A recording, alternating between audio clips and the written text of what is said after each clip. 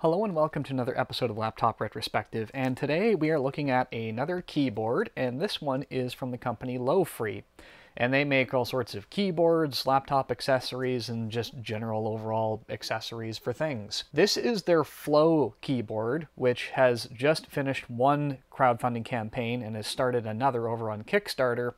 And the one thing I'll mention is that that Kickstarter campaign has some unique color options that I was not aware that were available. So I'll put those up on the screen for additional information. LoFree did reach out to me to test this keyboard here.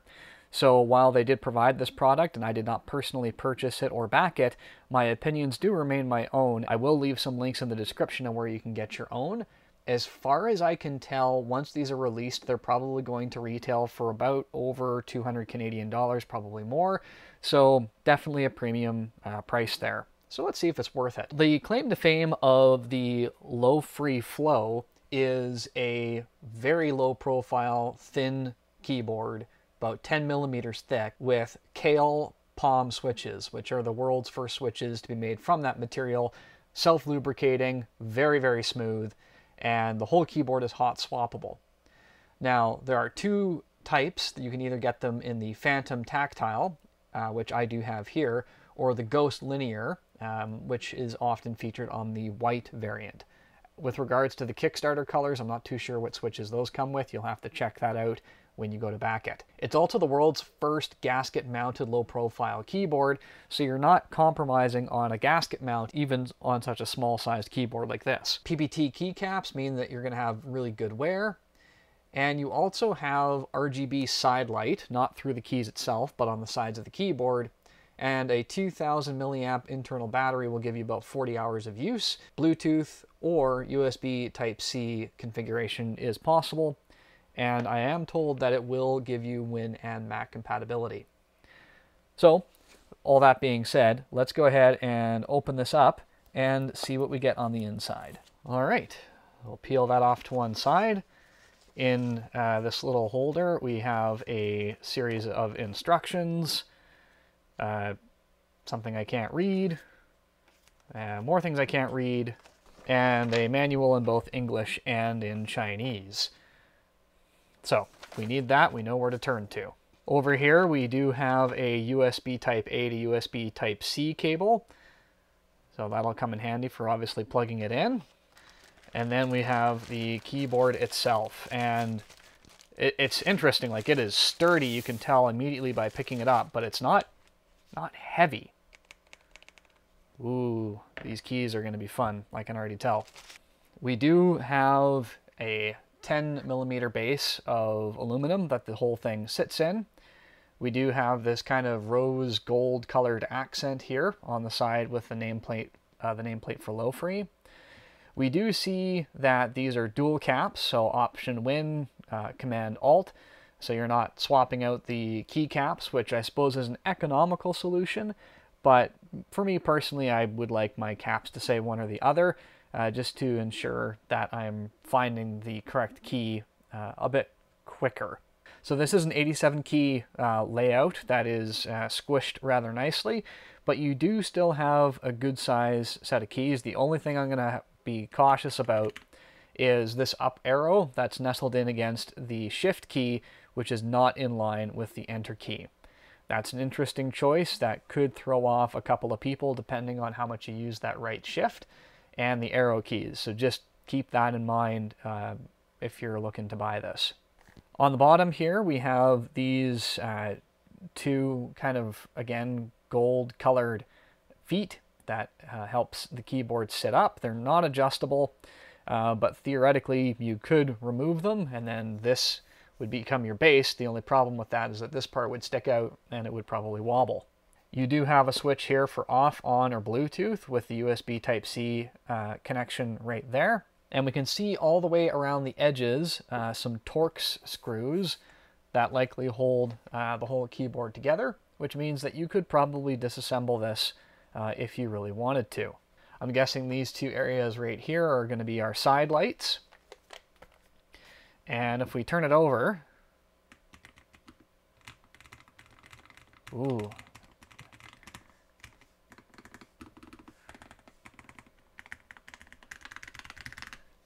That's actually pretty decent. For a low-profile keyboard, I wasn't expecting a whole lot, but that sounds really good. Let's go ahead and do a typing test and see how well this will perform.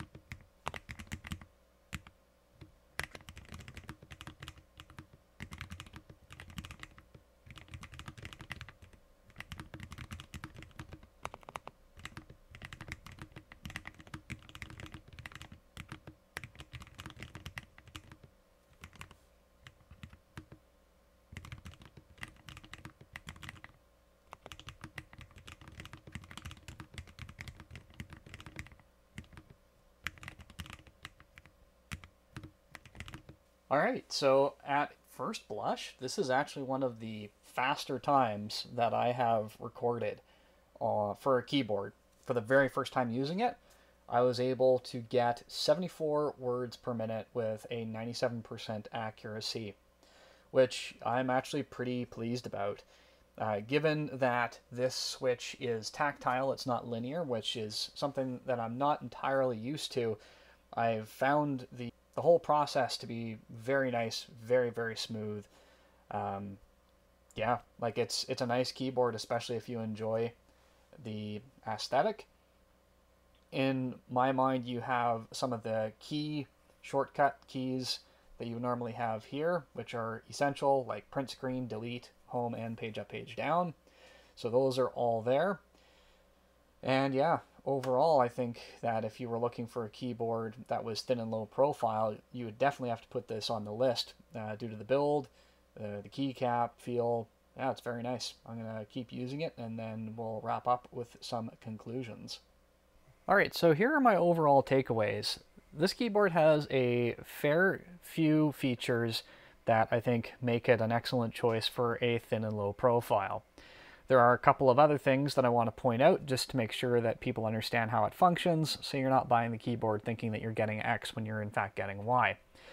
There is a lot of good attention to detail. One is actually this light here on the front, which gives you the indicator of whether or not the keyboard is charged, the percentage of health that it has left, all that good stuff. It's nice to see at a glance that you can tell how much juice your keyboard has remaining. Once that pulse is red, you've got about 20% to go, so it gives you a good heads up that things need to be plugged in. Your side lights are set to colors that you rotate through using the function and the arrow keys, so you can decide which one of those colors you like best. And you can also have it on a pulsing breathing style, or just turn it off completely. One other thing to note is that the keyboard is backlit. The keys themselves don't necessarily let light through. You'll see a little bit at the top, especially in low light conditions.